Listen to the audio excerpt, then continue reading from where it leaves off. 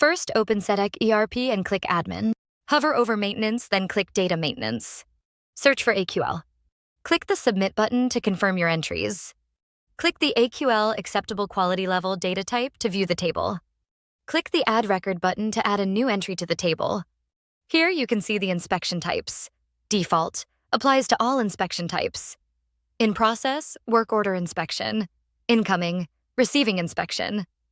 Kit audit screen on work order. Enter the AQL value. Set the lot size range.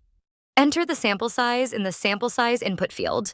Click the Submit button to confirm your entries. You can access the AQL values on the incoming inspection page. Sample size will automatically populate from the data maintenance table. You can also set AQL on the kit audit page. Finally, you can set an AQL on the work order inspection screen.